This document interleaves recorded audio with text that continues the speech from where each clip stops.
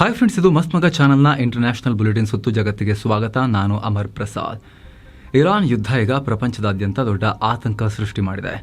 ಅಂತಿಮವಾಗಿ ಈ ಯುದ್ಧ ಅಣು ದಾಳಿಗೆ ಕಾರಣ ಆಗಬಹುದು ಅನ್ನೋ ಹೆದರಿಕೆ ಶುರುವಾಗಿದೆ. ಇದನ್ನು ಯಾರೋ ಸುಮ್ಮನೆ ದಾರಿ ಹೋಕರು ಮಾಡ್ತಿರೋ ಕಾಮೆಂಟ್ ಅಂತ ಅನ್ಕೋಬೇಡಿ ಸ್ನೇಹಿತರೆ. ಇದನ್ನು ವಿಶ್ವಸಂಸ್ಥೆನೇ ಹೇಳಿದೆ. ವಿಶ್ವಸಂಸ್ಥೆಯ ಆರೋಗ್ಯ ಘಟಕ WHO, ವಿಶ್ವ ಆರೋಗ್ಯ ಸಂಸ್ಥೆ, ಇದಕ್ಕೆ ತಯಾರಿ ಮಾಡ್ಕೊಳ್ತದಕ್ಕೇನೆ. Believe that. ಯೋಚನೆ ಮಾಡಿ ಸ್ನೇಹಿತರೆ, ಅಣು ಯುದ್ಧ ಆಗಬಹುದು ಅನ್ನೋದಕ್ಕೆ ಹೆದರುಕೊಂಡು ವಿಶ್ವ ಆರೋಗ್ಯ ಸಂಸ್ಥೆ ಈಗ ತಯಾರಿ ಮಾಡ್ಕೊಳ್ತಿದೆ ಫೇಸ್ ಮಾಡೋಕ್ಕೆ. ಈಗ ನಡೀತಿರೋ ಇರಾನ್ ಯುದ್ಧದಲ್ಲಿ ಅಣ್ವಸ್ತ್ರ ಬಳಕೆಯಾಗೋ ಭಯ ನಮ್ಮನ್ನು ಕಾಡ್ತಾ ಇದೆ.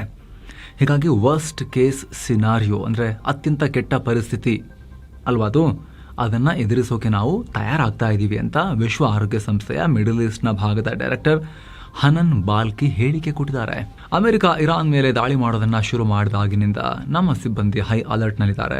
ಎಲ್ಲಾದರೂ ಅಣು ಸಂಬಂಧಿತ ದುರ್ಘಟನೆಗಳು ನಡೆದ್ರೆ, ಅಂದರೆ ಯಾರಾದರೂ ಅಣ್ವಸ್ತ್ರ ಉಪಯೋಗಿಸಿದ್ರೆ ಅಥವಾ ನ್ಯೂಕ್ಲಿಯರ್ ಫೆಸಿಲಿಟಿ ಮೇಲೆ ದಾಳಿ ಆದರೆ ಅದನ್ನು ಫೇಸ್ ಮಾಡೋಕೆ ವಿಶ್ವಸಂಸ್ಥೆಯ ಸಿಬ್ಬಂದಿ ತಯಾರಿ ನಡೆಸ್ತಾ ಇದ್ದಾರೆ. ಇದರಿಂದ ಬರೋ ರೇಡಿಯೇಷನ್ ಎಫೆಕ್ಟ್ ಹಾಗೂ ಲಾಂಗ್ ಟರ್ಮ್ ಹೆಲ್ತ್ ಪ್ರಾಬ್ಲಮ್ಸ್ ಬಗ್ಗೆ ವಿಶ್ವ ಆರೋಗ್ಯ ಸಂಸ್ಥೆ ತನ್ನ ಸಿಬ್ಬಂದಿಗೆ ಈಗ ಆಲ್ರೆಡಿ ಟ್ರೈನಿಂಗ್ ಕೊಡ್ತಾ ಇದೆ. ಅದಕ್ಕೆ ಹೇಗೆ ರೆಸ್ಪಾಂಡ್ ಮಾಡಬೇಕು ಅಂತಲೂ ಹೇಳಿ ಕೊಡಲಾಗ್ತಿದೆ. ಆದರೆ ನಾವು ಎಷ್ಟೇ ತಯಾರಿ ನಡೆಸಿದ್ರೂ ಕೂಡ ಅನಾಹುತವನ್ನು ತಪ್ಪಿಸೋಕ್ಕಾಗಲ್ಲ. ಅಣು ಘಟನೆಗಳಿಂದ ಆಗೋ ಹಾನಿಯನ್ನು ತಡೆಯೋಕ್ಕಾಗಲ್ಲ. ಅದರ ಅಡ್ಡ ಪರಿಣಾಮಗಳು ದಶಕಗಳ ಕಾಲ ಜಗತ್ತನ್ನು ಕಾಡ್ತಲೇ ಇರ್ತವೆ. ನಮಗೆ ಅದರ ಬಗ್ಗೆನೇ ಚಿಂತೆ ಇದೆ. ಆಗದೇ ಇರಲಿ ಅಂತ ನಾವು ಪ್ರಾರ್ಥಿಸ್ತಾ ಇದ್ದೀವಿ.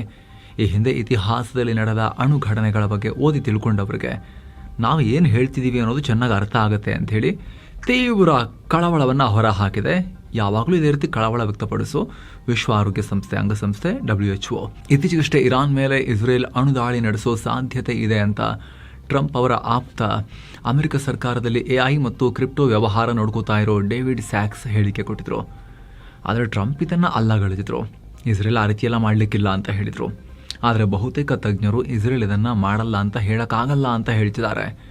ಯಾಕಂದರೆ ಈ ಯುದ್ಧವನ್ನು ಅಮೆರಿಕದೊಂದಿಗೆ ಸೇರಿ ಶುರು ಮಾಡಿದ್ರೂ ಕೂಡ ಇಸ್ರೇಲ್ ಇಷ್ಟ ಬಂದ ಹಾಗೆ ದಾಳಿ ಮಾಡ್ತಾ ಇದೆ. ಅಮೆರಿಕಗೂ ಹೇಳಿದೆ ಇರಾನ್ನ ತೈಲ ಮತ್ತು ಗ್ಯಾಸ್ ಫೀಲ್ಡನ್ನು ಧ್ವಂಸ ಮಾಡ್ತಿದೆ. ಇದಕ್ಕೆ ಖುದ್ದು ಅಮೆರಿಕ ಬಹಿರಂಗವಾಗಿ ಆಕ್ಷೇಪ ಹೊರ ಹಾಕ್ತಿದೆ. ಹೀಗಿರುವಾಗ ಇಸ್ರೇಲ್ ಎಲ್ಲವನ್ನು ಅಮೆರಿಕ ಕೇಳಿನೇ ಮಾಡ್ತಿಲ್ವಲ್ಲ ಆಲ್ರೆಡಿ. ಹಾಗಾಗಿ ನೆಕ್ಸ್ಟ್ ಏನಾಗುತ್ತೆ ಅಂತ ಏನು ಗ್ಯಾರಂಟಿ ಅನ್ನೋ ಚರ್ಚೆ ಶುರುವಾಗಿದೆ ವಿಶ್ವಸಂಸ್ಥೆ ಮಟ್ಟದಲ್ಲಿ.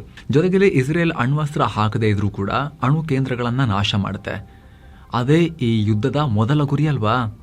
ಆ ಟೈಮ್ನಲ್ಲಿ ನ್ಯೂಕ್ಲಿಯರ್ ಲೀಕ್ ಆದರೆ, ಇರಾನ್ ಅಣು ಕೇಂದ್ರ ನಾಶ ಮಾಡಬೇಕಾದ್ರೆ ಆ ದಾಳಿಗೂ ಕೂಡ ಅಣ್ವಸ್ತ್ರ ಬಳಸಿಬಿಟ್ರೆ, ಅಥವಾ ಯುರೇನಿಯಮನ್ನು ತಗೊಂಡು ಹೋಗಬೇಕು, ಯುರೇನಿಯಂ ಸಾಗಿಸೋದು ಅಷ್ಟು ಸುಲಭ ಅಲ್ಲ, ಅದರ ಬದಲಿಗೆ ಅದನ್ನು ಅಲ್ಲೇ ಮಣ್ಣು ಮಾಡ್ತೀವಿ ಅಂತ ಹೇಳಿ ಭಯಾನಕ ಪ್ರಮಾಣದ ದಾಳಿ ಮಾಡೋಕ್ಕೆ ಹೋಗಿ ಸ್ವಲ್ಪ ಹೆಚ್ಚು ಕಮ್ಮಿ ಆದರೂ ಕೂಡ ವಿಕಿರಣ ಅಲ್ಲಿಂದ ಲೀಕ್ ಆಗಿಬಿಟ್ರೆ. ಹೀಗಾಗಿ ವಿಶ್ವಸಂಸ್ಥೆ ಈ ಆತಂಕವನ್ನು ವ್ಯಕ್ತಪಡಿಸ್ತಾ ಇದೆ. ಈ ನಡುವೆ ಇಸ್ರೇಲ್ ಇರಾನ್ ಮೇಲೆ ಮತ್ತೆ ಭಯಾನಕ ದಾಳಿ ಮಾಡಿದೆ. ಈಗ ಕ್ಯಾಸ್ಪಿಯನ್ ಸಮುದ್ರದಲ್ಲಿರೋ ಇರಾನ್ ನೌಕಾಪಡೆ ಮೇಲೆ ಭೀಕರ ದಾಳಿ ನಡೆಸಿದೆ. ಇರಾನ್ನ ಯುದ್ಧ ನೌಕೆಗಳು, ಸಪೋರ್ಟ್ ವೆಸಲ್ಗಳು ಮತ್ತು ಗಸ್ತು ಏರ್ಕ್ರಾಫ್ಟ್ಗಳನ್ನು ಗುರಿಯಾಗಿಸಿಕೊಂಡು ಸ್ಫೋಟಕ ಸುರಿಸಿವೆ. ಹೊಸ ಯುದ್ಧ ನೌಕೆಗಳನ್ನು ತಯಾರು ಮಾಡೋ ಇರಾನ್ನ ಶಿಪ್ಯಾರ್ಡ್ ಮತ್ತು ಪೋರ್ಟ್ ಕಮಾಂಡ್ ಸೆಂಟರನ್ನು ಕೂಡ ಇಸ್ರೇಲ್ ಉಡಾಯಿಸಿದೆ. ಕೇವಲ 36 ಗಂಟೆಗಳಲ್ಲಿ ಇರಾನ್ನಾದ್ಯಂತ 200ಕ್ಕೂ ಅಧಿಕ ಟಾರ್ಗೆಟ್ಗಳ ಮೇಲೆ ದಾಳಿ ಮಾಡಿದ್ದೀವಿ ಅಂತ ಇಸ್ರೇಲ್ ಸೇನಾ ವಕ್ತಾರ ಲೆಫ್ಟಿನೆಂಟ್ ಜನರಲ್ ನಾದವ್ ಸೋಸಾನಿ ಹೇಳಿದ್ದಾರೆ. ಈ ದಾಳಿಯಲ್ಲಿ ಇರಾನ್ನ ಅತ್ಯಾಧುನಿಕ ಕ್ಷಿಪಣಿ ವ್ಯವಸ್ಥೆಗಳು ಮತ್ತು ಸಬ್ಮರೀನ್ಗಳನ್ನು ಹೊಡೆದುರುಳಿಸುವ ಆಂಟಿ ಸಬ್ಮರೀನ್ ಮಿಸೈಲ್ ಹೊಂದಿದ್ದ ಹಡಗುಗಳನ್ನು ಸಂಪೂರ್ಣ ನಾಶ ಮಾಡಲಾಗಿದೆ. ಇಸ್ರೇಲ್ನ ಈ ದಾಳಿ ಇರಾನ್ನ ನೌಕಾಪಡೆಗೆ ಚೇತರಿಸಿಕೊಳ್ಳಲಾಗದಷ್ಟು ದೊಡ್ಡ ಹೊಡೆತವನ್ನು ಕೊಟ್ಟಿದೆ. ಆಪರೇಷನ್ ರೋರಿಂಗ್ ಲಯನ್ ಆರಂಭವಾದ ಮೇಲೆ ನಡೆದ ಅತ್ಯಂತ ಮಹತ್ವದ ದಾಳಿ ಇದು ಅಂತ ಇಸ್ರೇಲ್ ಸೇನೆ ಅಧಿಕೃತವಾಗಿ ಘೋಷಿಸಿದೆ. ಇನ್ನು ಇರಾನ್ನ ಹೊಸ ಸುಪ್ರೀಂ ಲೀಡರ್ ಮುಜ್ತಬಾ ಖಾಮೆನೈ ಎಲ್ಲಿದ್ದಾರೆ, ಅವರ ಆರೋಗ್ಯ ಹೇಗಿದೆ ಅನ್ನೋ ಪ್ರಶ್ನೆ, ಅನುಮಾನಗಳು ದಿನೇ ದಿನೇ ಹೆಚ್ಚಾಗ್ತಿದೆ. ಇದರ ನಡುವೆ ಇರಾನ್ ಸರ್ಕಾರ ಈಗ ಒಂದು ವಿಡಿಯೋ ರಿಲೀಸ್ ಮಾಡಿದೆ. ಅದರಲ್ಲಿ ಮುಜ್ತಬಾ ಖಾಮೆನೈ ಅವರು ಸ್ಟೂಡೆಂಟ್ಸ್ಗೆ ಧಾರ್ಮಿಕ ಪಾಠ ಮಾಡ್ತಿರೋದು ಕಂಡುಬಂದಿದೆ. ಇದನ್ನು Islamic republic of Iran broadcast release ಮಾಡಿದೆ. ಇದೇ ಮೊದಲ ಬಾರಿಗೆ ಪಬ್ಲಿಷ್ ಮಾಡಲಾಗಿದೆ ಅಂತ ಹೇಳಿ ಕ್ಯಾಪ್ಷನ್ ಕೂಡ ಹಾಕಿದ್ದಾರೆ. ಆದರೆ ಈ ವಿಡಿಯೋ ಶೂಟ್ ಆಗಿದ್ದು ಯಾವಾಗ ಅನ್ನೋದನ್ನು ಹೇಳಿಲ್ಲ. ಸೊ ಅವರ ಹೆಲ್ತ್ ಬಗ್ಗೆ ಅನುಮಾನ ಇನ್ನೂ ಕೂಡ ಕಮ್ಮಿ ಆಗ್ತಾ ಇಲ್ಲ.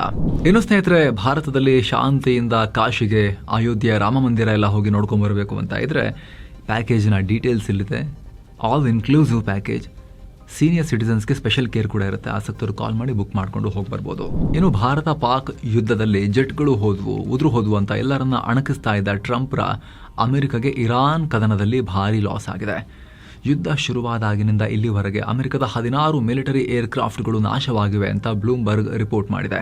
ಇದರಲ್ಲಿ ಅತ್ಯಾಧುನಿಕ ಫೈಟರ್ ಜೆಟ್ಗಳು ಮತ್ತು ಡ್ರೋನ್ಗಳು ಕೂಡ ಸೇರಿವೆ. ಇದರಲ್ಲಿ ಅಮೆರಿಕದ ಅತಿ ದುಬಾರಿ ಬೆಲೆಯ 10 MQ-9 ರೀಪರ್ ಸ್ಟ್ರೈಕ್ ಡ್ರೋನ್ಗಳು ಕೂಡ ಸೇರಿವೆ. ಇದರಲ್ಲಿ 9 ಡ್ರೋನ್ಗಳನ್ನು ಇರಾನ್ನ ಡಿಫೆನ್ಸ್ ಸಿಸ್ಟಮ್ ಹೊಡೆದುರುಳಿಸಿದ್ರೆ, ಒಂದು ಡ್ರೋನ್ ಜೋರ್ಡನ್ ಏರ್ ಫೀಲ್ಡ್ನಲ್ಲಿದ್ದಾಗಲೇ ಇರಾನ್ ಮಿಸೈಲ್ ದಾಳಿಗೆ ಭಸ್ಮ ಆಗಿದೆ. ಇನ್ನು ಕುವೈತ್ನಲ್ಲಿ ಸೋ ಕಾಲ್ಡ್ ಫ್ರೆಂಡ್ಲಿ ಫೈರ್ನಿಂದ 3 F-15 ಫೈಟರ್ ಜೆಟ್ಗಳು ಪತನವಾಗಿವೆ. ಇನ್ನು ಆಕಾಶದಲ್ಲಿ ಇಂಧನ ತುಂಬಿಸುವಾಗ ಅವಘಡ ಆಗಿ KC-135 ಟ್ಯಾಂಕರ್ ವಿಮಾನ ನಾಶ ಆಗಿತ್ತು. 6 ಅಮೆರಿಕನ್ ಸೈನಿಕರು ಪ್ರಾಣ ಕಳ್ಕೊಂಡಿದ್ರು. ಇವುಗಳನ್ನು ಹೊರತುಪಡಿಸಿ 2 ರೀಪರ್ ಡ್ರೋನ್ಗಳು ಕೂಡ ಬೇರೆ ಬೇರೆ ಅಪಘಾತಗಳಲ್ಲಿ ಪತನ ಆಗಿದೆ. ಅಷ್ಟು ಮಾತ್ರ ಅಲ್ಲ, ಸೌದಿ ಏರ್ ಫೀಲ್ಡ್ನಲ್ಲಿ ನಿಂತುಕೊಂಡಿದ್ದ 5 ಅಮೆರಿಕದ KC-135 ವಿಮಾನಗಳ ಮೇಲೆ ಇರಾನ್ ಬ್ಯಾಲಿಸ್ಟಿಕ್ ಮಿಸೈಲ್ ದಾಳಿ ಮಾಡಿದ್ದು ಅವುಗಳು ಕೂಡ ಡ್ಯಾಮೇಜ್ ಆಗಿವೆ.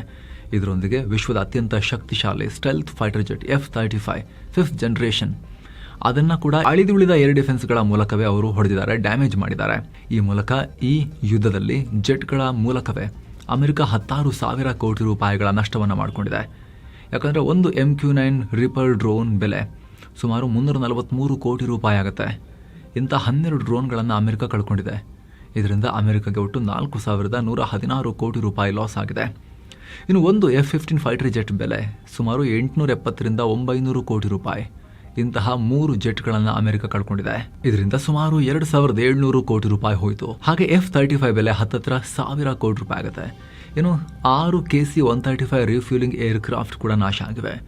ಈ ಒಂದು ವಿಮಾನದ ಬೆಲೆ ಸುಮಾರು 745 ಕೋಟಿ ರೂಪಾಯಿ ಆಗುತ್ತೆ. ಸೊ ಏನಿಲ್ಲ ಅಂದರೂ 12ರಿಂದ 13,000 ಕೋಟಿ ರೂಪಾಯಿ ಬರೀ ವಿಮಾನಗಳ ಮೂಲಕವೇ ಹೋಗಿದೆ. ಇಲ್ಲಿ ವಿಮಾನಗಳು ಹೋದರೆ ಯುದ್ಧ ಸ್ವತಂತ್ರ ಅಂತ ಹೇಳ್ತಿಲ್ಲ. ಆದರೆ ಭಾರತ ಮತ್ತು ಪಾಕ್ ಕದನದಲ್ಲಿ ಅಷ್ಟು ಜೆಟ್ ಬಿತ್ತು, ಇಷ್ಟು ಜೆಟ್ ಬಿತ್ತು ಅಂತ ಹೇಳಿ ಕತೆ ಹೊಡಿತಾ ಓಡಾಡ್ತಿದ್ದ ಟ್ರಂಪ್ಗೆ ಈಗ ಯುದ್ಧ ಅಂದಾಗ ಲಾಸ್ ಆಗೇ ಆಗುತ್ತೆ, ವಿಮಾನಗಳು ಬಿದ್ದೇ ಬೀಳ್ತವೆ. ಆದರೆ ಯುದ್ಧದ ಅಬ್ಜೆಕ್ಟಿವ್ ಅನ್ನ ಹೆಂಗೆ ಈಡೇರಿಸ್ಕೊಳ್ತೀವಿ, ಉದ್ದೇಶವನ್ನ, ಟಾರ್ಗೆಟ್ನ ಹೆಂಗೆ ಹೊಡಿತೀವಿ, ಅದಷ್ಟೇ ಮುಖ್ಯ ಆಗುತ್ತೆ ಅನ್ನೋದನ್ನ ಭಾರತ ರಿಪೀಟೆಡ್ಲಿ ಪಾಠ ಮಾಡಿತ್ತು. ಭಾರತ ಎಷ್ಟು ಹೋಗಿದೆ ಅಂತ ಹೇಳಿರಲಿಲ್ಲ, ಟ್ರಂಪ್ ಹೇಳಿದ್ದು ಹೌದಂತ ಒಪ್ಕೊಂಡಿರಲಿಲ್ಲ, ಬಟ್ ಯುದ್ಧದ ಪಾಠವನ್ನು ಭಾರತ ಮಾಡಿತ್ತು. ಈಗ ಭಾರತ ಏನು ಥಿಯರಿಲಿ ಹೇಳೋದು ಅಂಥೇಳಿ ಟ್ರಂಪ್ಗೆ ಪ್ರಾಕ್ಟಿಕಲ್ ರಿಯಲ್ ಲೈಫ್ ಎಕ್ಸ್ಪೀರಿಯನ್ಸ್ ಆಗ್ತಾ ಇದೆ ಇರಾನ್ನಲ್ಲಿ. ಇನ್ನು ಇರಾನ್ ದಾಳಿಗೆ ಬೆಚ್ಚಿ ಬಿದ್ದಿರೋ ಅರಬ್ ರಾಷ್ಟ್ರಗಳು ಈಗ ಮತ್ತೆ ಅಮೆರಿಕದ ಮೊರೆ ಹೋಗಿವೆ. ತುರ್ತಾಗಿ ಆಯುಧ ಕೊಡಿ ಅಂತ ಕೇಳಿದೆ. ಅಷ್ಟೇ ಅಲ್ಲ, ಅಮೆರಿಕ ಸರ್ಕಾರದನ್ನ ಕಾಂಗ್ರೆಸ್ ಒಪ್ಪಿಗೆಗೂ ಕಾಯಿದೆ. ಎಮರ್ಜೆನ್ಸಿ ಪವರ್ ಬಳಸಿ UAE ಮತ್ತು ಕುವೈತ್ ರಾಷ್ಟ್ರಗಳಿಗೆ $16.46 ಬಿಲಿಯನ್ ಮೊತ್ತದ ಯುದ್ಧ ಸಾಮಗ್ರಿಯನ್ನು ತುರ್ತಾಗಿ ಮಾರೋಕೆ ಅನುಮೋದನೆ ಕೊಟ್ಟಿದ್ದಾರೆ. ಈ ಬೃಹತ್ ಡೀಲ್ನಲ್ಲಿ ಕುವೈತ್ ದೇಶ ಶತ್ರು ಕ್ಷಿಪಣಿಗಳನ್ನು ಟ್ರ್ಯಾಕ್ ಮಾಡೋ ಹೈಟೆಕ್ ರೆಡಾರ್ ಸಿಸ್ಟಮ್ಗಳಿಗಾಗಿ $8 ಬಿಲಿಯನ್ ಖರ್ಚು ಮಾಡ್ತಾ ಇದೆ. ಈತ UAE ಶತ್ರುಗಳ ಬ್ಯಾಲಿಸ್ಟಿಕ್ ಮಿಸೈಲ್ಗಳನ್ನು ಗುರುತಿಸುವ ರೆಡಾರ್ಗಳಿಗಾಗಿ $4.5 ಬಿಲಿಯನ್, ಸಣ್ಣ ಡ್ರೋನ್ಗಳನ್ನು ಹೊಡೆದುರುಳಿಸುವ ಸಿಸ್ಟಮ್ಗಳಿಗಾಗಿ $2.1 billion, advanced air to air ಮಿಸೈಲ್ಗಳಿಗಾಗಿ $1.22 ಬಿಲಿಯನ್ ಮತ್ತು F-16 ಫೈಟರ್ ಜೆಟ್ಗಳ ಅಪ್ಗ್ರೇಡೇಷನ್ಗಾಗಿ $644 ಮಿಲಿಯನ್ ದುಡ್ಡನ್ನು ಸುರಿತಾ ಇದ್ದಾರೆ. ಈ ಮೂಲಕ ಗಲ್ಫ್ ಯುದ್ಧ ಅಮೆರಿಕಾಗೆ ಒಂದು ಕಡೆ ಲಾಸ್ ಮಾಡ್ತಿದ್ರೆ, ಇನ್ನೊಂದು ಕಡೆ ಅಮೆರಿಕದ ಡಿಫೆನ್ಸ್ ಕಂಪನಿಗಳಿಗೆ ಭರ್ಜರಿ ವ್ಯಾಪಾರ ಜಾತ್ರೆ ಬಂದ್ಬಿಟ್ಟಿದೆ, ಸೇಲೋ ಸೇಲ್. ಹಾಗೆ ಅಮೆರಿಕದ ಮೇಲಿನ ಡಿಪೆಂಡೆನ್ಸಿಯನ್ನು ಕೂಡ ಅರಬ್ ರಾಷ್ಟ್ರಗಳಿಗೆ ಜಾಸ್ತಿ ಮಾಡ್ತಾ ಇದೆ ಈ ಯುದ್ಧ. ಇನ್ನು ಇಸ್ರೇಲ್ ಮತ್ತು ಅಮೆರಿಕ ದಾಳಿಗೆ ಇರಾನ್ ಗಲ್ಫ್ ರಾಷ್ಟ್ರಗಳನ್ನು ನಿದ್ದೆ ಮಾಡೋಕ್ಕೂ ಬಿಡ್ತಾ ಇಲ್ಲ. ಸಿಕ್ಕ ಕಡೆ ದಾಳಿ ಮಾಡ್ತಿದೆ. ಮತ್ತೆ ಸೌದಿ ಅರೇಬಿಯಾ ಮೇಲೆ ಇರಾನ್ ದಾಳಿ ಮಾಡಿದ್ದು ಕೇವಲ 1 ಗಂಟೆಯಲ್ಲಿ ಸೌದಿ ಸೇನೆ ಬರೋಬ್ಬರಿ 7 ಡ್ರೋನ್ಗಳನ್ನು ಹೊಡೆದುರುಳಿಸಿದೆ. ಇತ್ತ ಕುವೈತ್ ಮೇಲೂ ಕೂಡ ನಿರಂತರವಾಗಿ ಇರಾನ್ ಮಿಸೈಲ್ ಮತ್ತು ಡ್ರೋನ್ ದಾಳಿ ನಡೆಸಿದೆ. ಕುವೈತ್ನ ಇಂಟರ್ನ್ಯಾಷನಲ್ ಏರ್ಪೋರ್ಟ್ನ ಫ್ಯೂಲ್ ಸ್ಟೋರೇಜ್ನಲ್ಲಿ ಬೆಂಕಿ ಹತ್ಕೊಂಡಿದೆ. ಹಾಗೆ ಏರ್ಪೋರ್ಟ್ನ ರೆಡಾರ್ ಸಿಸ್ಟಮ್ಗೂ ಇರಾನ್ ಡ್ರೋನ್ ಅಪ್ಪಳಿಸಿವೆ. ಹಾಗೆ ಕುವೈತ್ನ ರಿಫೈನರಿ ಮೇಲೂ ಕೂಡ ಇರಾನ್ ಡ್ರೋನ್ ಹಾರಿಸಿದೆ. ಕುವೈತ್ನ ಅಲ್ ಅಹಮದಿ ರಿಫೈನರಿ ಮೇಲೆ ಅಟ್ಯಾಕ್ ಆಗಿದ್ದು ಹಲವು ಯೂನಿಟ್ಗಳಲ್ಲಿ ಬೆಂಕಿ ಕಾಣಿಸಿಕೊಂಡಿದೆ. ಆಕಾಶದಲ್ಲೇ ಶತ್ರುಗಳ ಕ್ಷಿಪಣಿಗಳನ್ನು ಇಂಟರ್ಸೆಪ್ಟ್ ಮಾಡುವಾಗ ದೊಡ್ಡ ಮಟ್ಟದ ಸ್ಫೋಟದ ಶಬ್ದ ಕೂಡ ಕೇಳಿಬರ್ತಾ ಇದೆ. ಯಾರು ಗಾಬರಿಯಾಗಬೇಡಿ, ಸೇಫ್ ಜಾಗದಲ್ಲಿರಿ ಅಂತ ಕುವೈತ್ ಸರ್ಕಾರ ಎಚ್ಚರಿಕೆ ಕೊಟ್ಟಿದೆ. ಬಹರೇನ್ ಮೇಲೂ ಕೂಡ ಇರಾನ್ನ ಅಗ್ರೆಷನ್ ಮುಂದುವರೆದಿದೆ. ಅಲ್ಲಿನ ಒಂದು ದೊಡ್ಡ ವೇರ್ ಹೌಸ್ಗೆ ಬೆಂಕಿ ಬಿದ್ದಿದೆ. ಇರಾನ್ ಹಾರಿಸಿದ ಮಿಸೈಲ್ಗಳನ್ನು ಹೊಡೆದು ಹಾಕಿದಾಗ ಅದರ ಪೀಸಸ್ ಎಲ್ಲ ಬಂದು ಬಿದ್ದು ಶಾರ್ಪ್ನಲ್ಲಿ ಬಿದ್ದು ಈ ಅವಘಡ ಉಂಟಾಗಿದೆ. ಸದ್ಯ ಯಾವುದೇ ಜೀವ ಹಾನಿಯಾಗಿಲ್ಲ. ಇನ್ನು Israel prime minister Benjamin Netanyahu ಮಾತನಾಡಿದ್ದಾರೆ, ಕಳೆದ 20 ದಿನಗಳ ನಮ್ಮ ದಾಳಿಯಿಂದ ಇರಾನ್ ಧ್ವಂಸ ಆಗಿದೆ. ಈಗ ಇರಾನ್ ಬಳಿ ಹೊಸ ಬ್ಯಾಲಿಸ್ಟಿಕ್ ಮಿಸೈಲ್ಸ್ ತಯಾರಿಸೋ ಅಥವಾ ಯುರೇನಿಯಂ ಅನ್ನು ಸಂಸ್ಕರಿಸೋ ಯಾವ ಸಾಮರ್ಥ್ಯವೂ ಉಳ್ಕೊಂಡಿಲ್ಲ.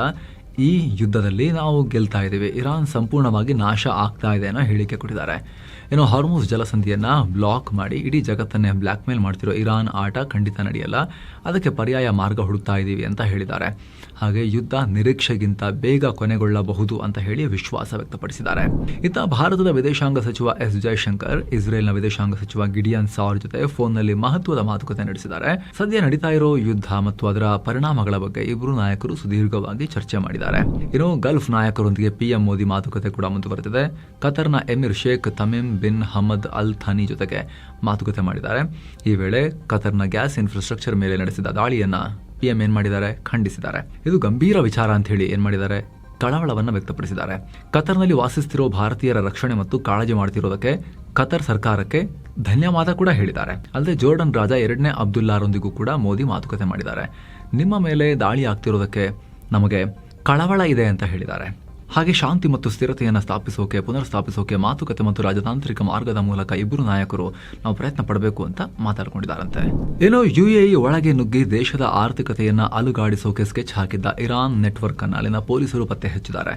ಇರಾನ್ ಮತ್ತು ಲೆಬನಾನ್ನ ಹೆಜ್ಬುಲ್ಲಾ ಜೊತೆ ಸಂಪರ್ಕ ಹೊಂದಿದ್ದ ಕನಿಷ್ಠ 5 ಆರೋಪಿಗಳನ್ನು ಅರೆಸ್ಟ್ ಮಾಡಿದ್ದಾರೆ. ಈ ಗ್ಯಾಂಗ್ ಯುಎಇನ ಫಿನಾನ್ಷಿಯಲ್ ಸ್ಟೆಬಿಲಿಟಿಯನ್ನು ಹಾಳು ಮಾಡೋಕೆ ಮತ್ತು ಹೊರಗಿನ ಶಕ್ತಿಗಳೊಂದಿಗೆ ಸೇರಿ ವಿಧ್ವಂಸಕ ಕೃತ್ಯ ನಡೆಸೋಕೆ ಪ್ಲಾನ್ ಮಾಡಿತ್ತು ಅಂತ ಯುಎಇ ಪೊಲೀಸರು ಹೇಳಿದ್ದಾರೆ. ಇನ್ನು ಸದ್ಯಕ್ಕೆ ಯುದ್ಧ ಮುಗಿಯೋ ಯಾವ ಲಕ್ಷಣ ಕೂಡ ಇಲ್ಲ. ಹೀಗಾಗಿ ಭಾರತದ ವಿಮಾನಯಾನ ಸಂಸ್ಥೆಗಳಿಗೆ directorate general of civil aviation ಪ್ರಮುಖ ಸೂಚನೆ ಕೊಟ್ಟಿದೆ. ಇರಾನ್, ಇಸ್ರೇಲ್, ಸೌದಿ ಅರೇಬಿಯಾ ಮತ್ತು ಯುಎಇ ಸೇರಿದ ಹಾಗೆ ಒಟ್ಟು 11 ರಾಷ್ಟ್ರಗಳ ವಾಯು ಪ್ರದೇಶವನ್ನು ಬಳಸದಂತೆ ಏರ್ಲೈನ್ಗಳಿಗೆ ಕಟ್ಟುನಿಟ್ಟಿನ ಆದೇಶ ಕೊಟ್ಟಿದ್ದಾರೆ. ಅಮೆರಿಕ ಮತ್ತು ಇಸ್ರೇಲ್ ಇರಾನ್ ಮೇಲೆ ನಡೆಸಿದ ದಾಳಿ ಹಾಗೂ ಇರಾನ್ ನೀಡುತ್ತಿರೋ ತಿರುಗೇಟಿನಿಂದಾಗಿ ಸಿವಿಲ್ ವಿಮಾನಗಳಿಗೆ ಭಾರಿ ಅಪಾಯ ಇದೆ ಅನ್ನೋ ಎಚ್ಚರಿಕೆಯನ್ನು ಕೊಡಲಾಗಿದೆ. ಈ ಹೊಸ ನಿಯಮ ಮಾರ್ಚ್ 28ರವರೆಗೆ ಜಾರಿಯಲ್ಲಿರುತ್ತೆ. ಜೊತೆಗೆ ಇಡೀ ಗಲ್ಫ್ ವಲಯದ ಮೇಲೆ ವಿಮಾನಗಳನ್ನು ಆಪರೇಟ್ ಮಾಡುವ ಮುನ್ನ ಸರಿಯಾದ ಮುನ್ನೆಚ್ಚರಿಕೆಯನ್ನ ಪರ್ಯಾಯ ಪ್ಲಾನ್ ಅನ್ನ ಇಟ್ಕೊಂಡಿರಿ ಅಂತ ಹೇಳಿ ಏರ್ಲೈನ್ಗಳಿಗೆ ಡಿಜಿಸಿಎ ಸೂಚನೆ ಕೊಟ್ಟಿದೆ. ಇತ ಜಗತ್ತಿನ ಪ್ರಮುಖ ವ್ಯಾಪಾರ ಮಾರ್ಗ ಹಾರ್ಮುಜ್ ಜಲಸಂಧಿಯನ್ನ ಇರಾನ್ ಬಂದ್ ಮಾಡಿದೆಯಲ್ಲ, ಈ ಬಗ್ಗೆ ಅಮೆರಿಕದ ಮಿತ್ರರು ಅಂದರೆ Britain, France, Germany, Italy, Netherlands, Japan ಮತ್ತು ಕೆನಡಾ ರಾಷ್ಟ್ರಗಳು ಜಂಟಿ ಹೇಳಿಕೆ ರಿಲೀಸ್ ಮಾಡಿದ್ದಾರೆ. ಈ ಜಲಸಂಧಿಯಲ್ಲಿ ಮತ್ತೆ ಹೇಗೆ ಸೇಫ್ ಆಗಿ ಸಂಚಾರ ಶುರು ಮಾಡಬಹುದು ಅನ್ನೋದ್ರ ಬಗ್ಗೆ ಚರ್ಚೆ ಮಾಡ್ತಾ ಇದೀವಿ, ಜಂಟಿ ಕಾರ್ಯಾಚರಣೆ ಮಾಡೋಕೆ ಪ್ಲಾನಿಂಗ್ ಮಾಡ್ತಾ ಇದೀವಿ ಅಂತ ಹೇಳಿದ್ದಾರೆ. ಆದ್ರೆ ಈ ಆಪರೇಷನ್ ಯಾವಾಗ ಶುರುವಾಗುತ್ತೆ, ಇದು ಯಾವ ತರದ ಆಪರೇಷನ್, ಬರೀ ಲಾಜಿಸ್ಟಿಕಲ್ ಆಪರೇಷನ್ ಅಥವಾ ಮಿಲಿಟರಿ ಆಪರೇಷನ್, ಅದ್ರ ಬಗ್ಗೆ ಕ್ಲಾರಿಟಿ ಕೊಟ್ಟಿಲ್ಲ. ಆದ್ರೆ ಪೈಕಿ ಜರ್ಮನಿ ಮತ್ತು ನೆದರ್ಲ್ಯಾಂಡ್ಸ್ ಒಂದು ಕಂಡೀಷನ್ ಹಾಕಿವೆ. ಈ ಮಿಡಲ್ ಈಸ್ಟ್ ಸಂಘರ್ಷದಲ್ಲಿ ಕದನ ವಿರಾಮ ಘೋಷಣೆ ಆಗಬೇಕು ಅಥವಾ ಯುದ್ಧ ನಿಲ್ಲಿಸಬೇಕು, ಅಲ್ಲಿವರೆಗೂ ಈ ಕಾರ್ಯಾಚರಣೆಗೆ ಕೈ ಹಾಕಲ್ಲ ಅನ್ನೋ ಹೇಳಿಕೆ ಕೊಟ್ಟಿದ್ದಾರೆ. ಆ ಮೂಲಕ ಬಹುತೇಕ ಇವರು ಮಿಲಿಟರಿ ಆಪರೇಷನ್ಸ್ಗೆಲ್ಲ ಹೆಲ್ಪ್ ಮಾಡಲ್ಲ, ನಾವು ಲಾಜಿಸ್ಟಿಕಲ್ ರೀಸನ್ಸ್ಗೆ ಅಥವಾ ರಕ್ಷಣೆ ಕೊಡೋಕೆ ನಾವು ಬರ್ತೀವಿ ಬೇಕಾದ್ರೆ ಅನ್ನೋ ಥರದಲ್ಲಿ ಹೇಳ್ತಾ ಇದ್ದಾರೆ. ಏನು ಇತ್ತ ಹಾರ್ಮುಜ್ ಜಲಸಂಧಿಯಲ್ಲಿ ವಾಣಿಜ್ಯ ಹಡಗುಗಳ ಮೇಲೆ ದಾಳಿ ಮಾಡ್ತಿರೋದಕ್ಕೆ ಭಾರತ ಕೂಡ ತೀವ್ರ ಖಂಡನೆ ವ್ಯಕ್ತಪಡಿಸಿದೆ. ಈ ಬಗ್ಗೆ ಲಂಡನ್ನಲ್ಲಿ ನಡೆದ ಇಂಟರ್ನ್ಯಾಷನಲ್ ಮ್ಯಾರಿಟೈಮ್ ಆರ್ಗನೈಸೇಷನ್ನಲ್ಲಿ ಬ್ರಿಟನ್ನಲ್ಲಿರೋ ಭಾರತದ ರಾಯಭಾರಿ ವಿಕ್ರಮ್ ದೊರೈಸ್ವಾಮಿ ಮಾತನಾಡಿದ್ದಾರೆ. ವಾಣಿಜ್ಯ ಹಡಗುಗಳ ಮೇಲಿನ ಈ ಸರಣಿ ದಾಳಿಗಳನ್ನು ಭಾರತ ತೀವ್ರವಾಗಿ ಖಂಡಿಸುತ್ತೆ. ಸಮುದ್ರ ಮಾರ್ಗದಲ್ಲಿ ಮುಕ್ತ ಸಂಚಾರಕ್ಕೆ ಅಡ್ಡಿಪಡಿಸುವುದು ಸರಿಯಲ್ಲ. ಭಾರತದಲ್ಲಿ 13% ಜಾಗತಿಕ ನಾವಿಕರಿದ್ದು ಅವರ ರಕ್ಷಣೆ ನಮ್ಮ ಮೊದಲ ಆದ್ಯತೆಯಾಗಿದೆ ಅಂತ ಇರಾನ್ಗೆ ಪರೋಕ್ಷವಾಗಿ ವಾರ್ನಿಂಗ್ ಕೊಡೋ ಥರ ಅಥವಾ ಎಚ್ಚರಿಕೆ ಕೊಡೋ ಥರ ಅಥವಾ ಮಾಡಬೇಡ್ರಿ ಹಿಂಗೆ ಅಂತ ಹೇಳೋ ಥರ ಒಂದು ಮೆಸೇಜ್ ಹೋಗಿದೆ ಭಾರತದಿಂದ. ಏನು ಅಮೆರಿಕ ಅಧ್ಯಕ್ಷ ಡೊನಾಲ್ಡ್ ಟ್ರಂಪ್ ಮತ್ತು ಜಪಾನ್ ಪ್ರಧಾನಿ ಸನಾಯ್ ಟಕೈಚಿ ವೈಟ್ ಹೌಸ್ ನಲ್ಲಿ ಭೇಟಿಯಾಗಿದ್ದಾರೆ. ಈ ಬಾರಿ ಕೂಡ ಟ್ರಂಪ್ ತಮ್ಮದೇ ಸ್ಟೈಲ್ ನಲ್ಲಿ ಜೋಕ್ ಮಾಡಿ ಜಪಾನ್ ಪ್ರಧಾನಿಗೆ ಮುಜುಗರ ಉಂಟು ಮಾಡಿದ್ದಾರೆ. ಮೊದಲು ಸನಾಯ್ ಟಕೈಚಿ ಅವರ ಇಂಗ್ಲಿಷ್ ಭಾಷೆಯನ್ನು ಹೊಗಳಿದ ಟ್ರಂಪ್, ನಿಮಗೆ ಇಂಗ್ಲಿಷ್ ಚೆನ್ನಾಗಿ ಬರುತ್ತೆ, ಹಾಗಾಗಿ ನಮಗೆ ಟ್ರಾನ್ಸ್ಲೇಟರ್ ಅವಶ್ಯಕತೆನೇ ಇಲ್ಲ ಅಂತ ತಮಾಷೆ ಮಾಡಿದ್ರು. ಜೊತೆಗೆ ಮುಂದಿನ ಬಾರಿ ನೀವು ಬರುವಷ್ಟರಲ್ಲಿ ನಾನು ಕೂಡ ಜಾಪನೀಸ್ ಭಾಷೆ ಕಲಿಯೋಕೆ ಟ್ರೈ ಮಾಡ್ತೀನಿ ಅಂತ ಕಾಮಿಡಿ ಮಾಡಿದ್ರು. ಆದ್ರೆ ಇದಾದ ಸ್ವಲ್ಪ ಹೊತ್ತಲ್ಲೇ ಅಲ್ಲಿನ ಸನ್ನಿವೇಶ ಬದಲಾಯಿತು. ಫೆಬ್ರವರಿ 28ನೇ ತಾರೀಕು ಇರಾನ್ ಮೇಲೆ ದಾಳಿ ಮಾಡುವಾಗ ಅಮೆರಿಕ ತನ್ನ ಮಿತ್ರ ರಾಷ್ಟ್ರಗಳಿಗೆ, ಜಪಾನ್, ಯುರೋಪಿನ ಮಿತ್ರರು, ನೀವು ಇನ್ಫಾರ್ಮೇ ಮಾಡಿಲ್ಲ, ಏಕಾಏಕಿ ದಾಳಿ ಮಾಡಿಬಿಟ್ರಲ್ಲ ಅಂತ ರಿಪೋರ್ಟರ್ ಪ್ರಶ್ನೆ ಕೇಳಿದ್ರು. ಇದಕ್ಕೆ ಟ್ರಂಪ್, ನಾವು ಯಾರಿಗೂ ಹೇಳಲಿಲ್ಲ, ಯಾಕಂದ್ರೆ ಸರ್ಪ್ರೈಸ್ ಅಟ್ಯಾಕ್ ಮಾಡಬೇಕಿತ್ತು, ಮಿಲಿಟರಿಯಲ್ಲೆಲ್ಲ ಹೇಳ್ಕೊಂಡು ಮಾಡಿದ್ರೆ ಸರ್ಪ್ರೈಸ್ ಅಟ್ಯಾಕ್ ಅಂತ ಕರೆಸ್ಕೊಳುತ್ತೆ. ಅದು ಸರ್ಪ್ರೈಸ್ ಅಟ್ಯಾಕ್ ಮಾಡೋದ್ರಲ್ಲಿ ಜಪಾನ್ಗಿಂತ ಯಾರಿದ್ದಾರೆ ಬೇರೆ ಎಕ್ಸ್ಪರ್ಟ್ಸ್? ಈ ಹಿಂದೆ ಮಹಾಯುದ್ಧ ಟೈಮ್ನಲ್ಲಿ ಪರ್ಲ್ ಹಾರ್ಬರ್ ಮೇಲೆ ದಾಳಿ ಮಾಡಿದಾಗ ನಮಗೇನು ಹೇಳಿದ್ರೆ ಜಪಾನ್ ಅವರು ಮುಂಚೆನೆ ಅಂಥೇಳಿ ತಿರುಗಿ ಪ್ರಶ್ನೆ ಮಾಡಿದ್ದಾರೆ. ಸನಾಯ್ ಟಕೈಚಿ ಸ್ಟನ್ ಆದರು. ಏನು ಹೇಳಿದ್ರು ಗೊತ್ತಾಗದೆ ಸುಮ್ಮನೆ ನೋಡ್ತಿದ್ರು ಮುಂದಕ್ಕೆ ಅವರು. ಟ್ರಂಪ್ ಹತ್ರ ಹೆಂಗೆ ಮಾತಾಡೋದಪ್ಪ ಅಂತೇಳಿ. 1941ರಲ್ಲಿ ಜಪಾನ್ ಇದೇ ರೀತಿ ಅಮೆರಿಕದ ಪರ್ಲ್ ಹಾರ್ಬರ್ ಮೇಲೆ ಸರ್ಪ್ರೈಸ್ ಅಟ್ಯಾಕ್ ಮಾಡಿತ್ತು. ಆ ದಾಳಿಯಲ್ಲಿ 2400ಕ್ಕೂ ಅಧಿಕ ಅಮೆರಿಕನ್ನರ ಪ್ರಾಣ ಹೋಗಿತ್ತು. ಅಮೆರಿಕ 2ನೇ ಮಹಾಯುದ್ಧಕ್ಕೆ ಎಂಟ್ರಿ ಕೊಟ್ಟು ಜಪಾನ್ ಮೇಲೆ ಅಣ್ವಸ್ತ್ರ ಹಾಕೋಕೆ ಇದೇ ಮುಖ್ಯ ಕಾರಣ ಆಗಿತ್ತು. ಮತ್ತೊಂದು ಕಡೆ ಜಪಾನ್ PM ಈ ಮೀಟಿಂಗ್ ಟೈಮ್ನಲ್ಲೇ ಇರಾನ್ಗೆ ಅಣ್ವಸ್ತ್ರ ಹೊಂದೋಕೆ ಬಿಡಬೇಡಿ, ನಾವು ಅದನ್ನ ವಿರೋಧಿಸ್ತೀವಿ ಅಂತ ಹೇಳಿದ್ದಾರೆ. ಕ್ಯೂಬಾ ದೇಶದಲ್ಲಿ ಈಗ ತೈಲ ಮತ್ತು ಕರೆಂಟ್ ಇಲ್ಲದೆ ದೊಡ್ಡ ಕೋಲಾಹಲ ಉಂಟಾಗಿದೆ. ಹೀಗಾಗಿ ಹಳೆ ಸ್ನೇಹಿತ ರಷ್ಯಾ ಕ್ಯೂಬಾ ಬೆನ್ನಿಗೆ ನಿಂತಿದೆ. ರಷ್ಯಾದ ಆನಟೋಲಿ ಕೊಲೋಡ್ಕಿನ್ ಅನ್ನೋ ಹಡಗು ತೈಲ ತಗೊಂಡು ಕ್ಯೂಬಾ ಕಡೆಗೆ ಹೋಗ್ತಾ ಇದೆ. ಕ್ಯೂಬಾದಿಂದ ಸುಮಾರು 3000 ನಾಟಿಕಲ್ ಮೈಲು ದೂರದಲ್ಲಿದೆ. ಮುಂದಿನ 10 ದಿನಗಳ ಒಳಗಡೆ ರೀಚ್ ಆಗೋ ನಿರೀಕ್ಷೆ ಇದೆ. ಕ್ಯೂಬಾಗೆ ಹೋಗ್ತಾ ಇದ್ದ ಇಂಧನವನ್ನು ಅಮೆರಿಕ ಬ್ಲಾಕ್ ಮಾಡಿದ ಸುಮಾರು 3 ತಿಂಗಳ ನಂತರ ಕ್ಯೂಬಾಗೆ ಬರ್ತಾ ಇರೋ ಮೊದಲ ತೈಲ ಶಿಪ್ಮೆಂಟ್ ಇದು. ಇದರಲ್ಲಿ 7,30,000 ಬ್ಯಾರೆಲ್ ಇಂಧನ ಇದೆ. ಅತ್ತ ಮತ್ತೊಂದು ಹಾಂಗ್ಕಾಂಗ್ ಧ್ವಜ ಹೊಂದಿರೋ ಸಿ ಹಾರ್ಸ್ ಅನ್ನೋ ಹಡಗು ಕೂಡ ರಷ್ಯಾ ತೈಲವನ್ನು ಹೊತ್ಕೊಂಡು ಕ್ಯೂಬಾ ಕಡೆಗೆ ಸಾಗಿ ಬರ್ತಾ ಇದೆ ಅನ್ನೋ ಮಾಹಿತಿ ಇದೆ. ವೆನೆಜುವೆಲಾ ವಶಕ್ಕೆ ತಗೊಂಡ ಮೇಲೆ ಅಮೆರಿಕ ವೆನೆಜುವೆಲಾದಿಂದ ಕ್ಯೂಬಾಗೆ ಹೋಗ್ತಿದ್ದ ತೈಲವನ್ನು ನಿಲ್ಲಿಸಿತ್ತು. ಹೀಗಾಗಿ ಈ ಸಮಸ್ಯೆಯಾಗಿದೆ. ಇತ್ತ ಅಮೆರಿಕದ intelligence chief Tulsi Gabbard Pakistan, Russia, China, North Korea ಸೇರಿ ನಮಗೆ ದೊಡ್ಡ ಥ್ರೆಟ್ ಇದೆ, ನ್ಯೂಕ್ಲಿಯರ್ ಥ್ರೆಟ್ ಇದೆ ಅನ್ನೋ ರಿಪೋರ್ಟ್ ಕೊಟ್ಟಿದ್ರು. ಪಾಕಿಸ್ತಾನವನ್ನು ಸೇರಿಸಿ. ಇದಕ್ಕೀಗ ಭಾರತದ ವಿದೇಶಾಂಗ ಸಚಿವಾಲಯ ಪ್ರತಿಕ್ರಿಯೆ ಕೊಟ್ಟಿದೆ. ಪಾಕಿಸ್ತಾನಕ್ಕೆ ಮೊದಲಿನಿಂದಲೂ ರಹಸ್ಯವಾಗಿ ಅಣ್ವಸ್ತ್ರಗಳನ್ನು ಡೆವಲಪ್ ಮಾಡಿಕೊಂಡು ಅದರ ಟೆಕ್ನಾಲಜಿ ಮಾರಾಟ ಮಾಡಿರೋ ಕರಾಳ ಇತಿಹಾಸ ಇದೆ. ಹೀಗಾಗಿ ಪಾಕಿಸ್ತಾನದ ಸೀಕ್ರೆಟ್ ನ್ಯೂಕ್ಲಿಯರ್ ಆಕ್ಟಿವಿಟಿಗಳಿಂದ ಇಡೀ ಜಗತ್ತಿಗೆ ಎಷ್ಟು ದೊಡ್ಡ ಅಪಾಯ ಇದೆ ಅನ್ನೋದನ್ನ ತುಳಸಿ ಗಬಾರ್ಡ್ ಅವರ ಈ ರಿಪೋರ್ಟ್ ಮತ್ತೆ ಪ್ರೂವ್ ಮಾಡಿದೆ ಅಂತ ಹೇಳಿದ್ದಾರೆ. ಏನೋ ಸ್ನೇಹಿತರೆ, ಪಾಕಿಸ್ತಾನ ಜಗತ್ತಲ್ಲೇ ನಂಬರ್ 1 ಸ್ಥಾನಕ್ಕೆ ಬಂದಿದೆ. ಈಗ ನಂಬರ್ 1 ಸ್ಥಾನಕ್ಕೆ ಭಾರತ ಜಗತ್ತಿನೆಲ್ಲ ರಾಷ್ಟ್ರಗಳನ್ನು ಮೀರಿ ಪಾಕಿಸ್ತಾನ ನಂಬರ್ 1 ಆಗಿದೆ. ಯಾವುದರಲ್ಲಿ ಅಂತ ಕೇಳಿ. ಆಸ್ಟ್ರೇಲಿಯಾ ಮೂಲದ institute for economics and peace IEP ಕೊಟ್ಟಿರೋ ಜಾಗತಿಕ ಭಯೋತ್ಪಾದನೆಯ ಸೂಚ್ಯಂಕದಲ್ಲಿ ಇಡೀ ಜಗತ್ತನ್ನೇ ಹಿಂದಕ್ಕೆ ಅಗ್ರೆಸಿವ್ ಆಗಿ ಮುಂದಕ್ಕೆ ಬಂದು ಪಾಕಿಸ್ತಾನ ಟಾಪ್ ರ್ಯಾಂಕರ್ ಆಗಿದೆ. ಜಗತ್ತಿನಾದ್ಯಂತ ಭಯೋತ್ಪಾದನೆಗೆ ಪ್ರಾಣ ಕಳ್ಕೊಳ್ಳೋರ ಸಂಖ್ಯೆ 28% ಡೌನ್ ಆಗಿದ್ದಾರೆ. ಪಾಕಿಸ್ತಾನದಲ್ಲಿ ಇದು 6% ಹೆಚ್ಚಾಗಿದೆ. ಮುಖ್ಯವಾಗಿ TTP ಮತ್ತು BLA ಸಂಘಟನೆಗಳ ದಾಳಿಗಳು ಇದಕ್ಕೆ ದೊಡ್ಡ ಕಾರಣ. ಇವರು ಪಾಕ್ ಸರ್ಕಾರದ ವಿರುದ್ಧ ದಾಳಿ ಹೆಚ್ಚು ಮಾಡಿರೋದ್ರಿಂದ ಸಾವುಗಳು ಜಾಸ್ತಿ ಆಗಿವೆ. ಉಗ್ರ ದಾಳಿಗಳನ್ನು ಎದುರಿಸುತ್ತಿರೋ ದೇಶಗಳಲ್ಲಿ ಪಾಕಿಸ್ತಾನ ಮೊದಲ ಸ್ಥಾನದಲ್ಲಿ ಬರ್ತಾ ಇದ್ರೆ, ಬುರ್ಕಿನಾ ಫಾಸೋ 2ನೇ ಸ್ಥಾನದಲ್ಲಿದೆ, ನೈಜೀರಿಯಾ, ಮಾಲಿಯದ ನೆಕ್ಸ್ಟ್ ಇವೆ. ಈ ಮೂಲಕ ಆಫ್ರಿಕಾ, ಸಿರಿಯಾ, ಅಫ್ಘಾನಿಸ್ತಾನಕ್ಕಿಂತ ಪಾಕ್ ಅತ್ಯಂತ ನರಕದಂತ ಆಗಿ ಹೋಗಿದೆ ಅನ್ನೋದನ್ನ ಈ ರಿಪೋರ್ಟ್ ಹೇಳ್ತಾ ಇದೆ. ಜಗತ್ತಲ್ಲಿ ನಂಬರ್ 1 ಮಾಲಿ, ನೈಜೀರಿಯಾಗಿಂತನೂ ಮೇಲೆ ಪಾಕಿಸ್ತಾನ ಸಾಧನೆ ಮಾಡಿರೋದು ಉಗ್ರ ಕೃತ್ಯಗಳಲ್ಲಿ. ಇನ್ನು ಆಸ್ಟ್ರೇಲಿಯಾ ಪ್ರಧಾನಿ ಆಂಟನಿ ಅಲ್ಬನೀಸ್ ಅವರಿಗೆ ಅಲ್ಲಿನ ಒಂದು ಮಸೀದಿಯಲ್ಲಿ ದೊಡ್ಡ ಮುಜುಗರ ಉಂಟು ಮಾಡಲಾಗಿದೆ. ರಂಜಾನ್ ಹಬ್ಬದ ಹಿನ್ನೆಲೆಯಲ್ಲಿ ಸಿಡ್ನಿಯ ಪ್ರಸಿದ್ಧ ಲಕೆಂಬಾ ಮಸೀದಿಯಲ್ಲಿ ಏರ್ಪಡಿಸಿದ್ದ ಈದ್ ಪ್ರಾರ್ಥನೆಗೆ ಪ್ರಧಾನಿ ಅಲ್ಬನೀಸ್ ಮತ್ತು ಅವರ home affairs minister Tony Burk ಹೋಗಿದ್ರು. ಮುಸ್ಲಿಂ ಸಮುದಾಯದೊಂದಿಗೆ ಬೆರಿತೀವಿ ಅಂತ ಹೇಳಿ ಅಲ್ಲಿಗೆ ಹೋಗಿದ್ರು. ಆದರೆ ಮಸೀದಿಯ ಮುಖಂಡರೊಬ್ಬರು ಭಾಷಣ ಮಾಡ್ತಿರುವಾಗಲೇ ಅಲ್ಲಿದ್ದ ಕೆಲವರು ಪ್ರಧಾನಿ ವಿರುದ್ಧ ಪ್ರತಿಭಟನೆ ಮಾಡಿ ಅವಮಾನ ಮಾಡಿದ್ದಾರೆ. ಇವರು ಹತ್ಯೆಗಳಿಗೆ ಬೆಂಬಲಿಸುವ ಮನುಷ್ಯ, ಇವ್ರನ್ನಿಲ್ಲಿಂದ ಓಡಿಸಿ ಅಂತ ಕೂಗಾಡಿದ್ದಾರೆ. ಭಾರಿ ಕೆರಳಿ ಘೋಷಣೆ ಕೂಗ್ತಿರೋ ವಿಡಿಯೋಗಳು ಕೂಡ ವೈರಲ್ ಆಗಿವೆ. ಒಬ್ಬ ವ್ಯಕ್ತಿಯಂತೂ ಇವರಲ್ಲಿ ಯಾಕಿದ್ದಾರೆ, ಇವ್ರನ್ನ ಆಚೆ ಹಾಕಿ, ಇದು ಅಪಮಾನ ಅಂತ ಪ್ರಧಾನಿಯನ್ನ ದೂಡಿದ್ದಾರೆ. ಈ ರೀತಿ ಹಬ್ಬ ಆಚರಿಸಲಿಕ್ಕೆ ಹೋಗಿ ಅಪಮಾನಗೊಂಡ ಪ್ರಧಾನಿ ತಮ್ಮ ಮಿನಿಸ್ಟರ್ ಸಮೇತ ಅಲ್ಲಿಂದ ಆಮೇಲೆ ಹೊರ ಹೋಗಬೇಕಾಯಿತು. ಇದೇ ವೇಳೆ ಪ್ರಧಾನಿ ವಿರುದ್ಧ ಕೂಗಾಡಿದ ಒಬ್ಬ ವ್ಯಕ್ತಿಯನ್ನ ಪೊಲೀಸರು ಅಲ್ಲಿಂದ ಅರೆಸ್ಟ್ ಮಾಡಿ ಕರ್ಕೊಂಡು ಹೋಗಿದ್ದಾರೆ. ಆಮೇಲೆ ಯಾವುದೇ ಕೇಸ್ ಹಾಕಿಲ್ಲ, ಹಾಗೆ ಬಿಟ್ಟು ವಾಪಸ್ ಕಳಿಸಿದ್ದಾರೆ. ಸೊ ಫ್ರೆಂಡ್ಸ್, ಇದಾಗಿತ್ತು ಇವತ್ತಿನ ಜಗತ್ತಿನ ಸುತ್ತಾಟ. ಮುಖ್ಯವಾಗಿ ಮಿಡಲ್ ಈಸ್ಟ್ನ ಎಲ್ಲ ಅಪ್ಡೇಟ್ಸ್ ನಿಮಗೆ ಈ ಕ್ಷಣ ತಲುಪಿಸಿದ್ದೀವಿ. ನೆಕ್ಸ್ಟ್ ಕೂಡ ಟೈಮ್ಲಿ ಆಗಿ ಮಾಹಿತಿಯನ್ನು ತಲುಪಿಸ್ತಾನೆ ಇರ್ತೀವಿ. ದಯವಿಟ್ಟು ಸಬ್ಸ್ಕ್ರೈಬ್ ಆಗಿಲ್ಲ ಅಂದರೆ ಈಗಲೇ ಆಗಿ ಸ್ನೇಹಿತರೆ. ಹಾಗೆ ವಿಡಿಯೋ ಕೆಳಗಿರೋ ಜಾಯಿನ್ ಬಟನ್ ಮೂಲಕ ಆಸಕ್ತ ವೀಕ್ಷಕರು ಮಸ್ಮಗ ಪ್ರೀಮಿಯಂ ಮೆಂಬರ್ಶಿಪ್ಪನ್ನು ಸೇರ್ಬೋದು. ಆಗ ಎಲ್ಲ ಮೆಂಬರ್ ಓನ್ಲಿ ವೀಡಿಯೋಸ್, ಅದು ನ್ಯೂಸ್, ಎಕನಾಮಿಕ್ಸ್ನ ಮಿನಿ ಸೀರೀಸ್, ಕರೆಂಟ್ ಪವರ್ ಮತ್ತು ಡೈಲಿ ಮಾರ್ನಿಂಗ್ ವೀಡಿಯೋಸ್, ನೈಟೇ ಅರ್ಲಿ ಆಕ್ಸೆಸ್ ಸಿಗುತ್ತೆ ಹಿಂದಿನ ದಿನ ಮೆಂಬರ್ಸ್ಗೆ. ಅದೆಲ್ಲವನ್ನು ಎಕ್ಸ್ಕ್ಲೂಸಿವ್ ಬೆನಿಫಿಟ್ ಮತ್ತು ವೀಡಿಯೋಸನ್ನು ನೀವು ಕೂಡ ಶುರು ಮಾಡ್ಬೋದು ನೋಡೋಕೆ. ಎಲ್ಲಕ್ಕಿಂತ ಹೆಚ್ಚಾಗಿ ನಿಮ್ಮಲ್ಲಿ ಒಬ್ಬೊಬ್ಬರು ತಗೊಳ್ಳೋ ಮೆಂಬರ್ಶಿಪ್ ಕೂಡ ನಮ್ಮ ತಂಡಕ್ಕೆ, ಅದು ನೀವು ಕೂಡ ಅತಿ ದೊಡ್ಡ ಬೆಂಬಲ. ಆಸಕ್ತರು ಜಾಯಿನ್ ಬಟನ್ ಚೆಕ್ ಮಾಡಿ ಮತ್ತೆ ಭೇಟಿ ಆಗ್ತಿರೋಣ ಸ್ನೇಹಿತರೆ. ನಮಸ್ತೆ.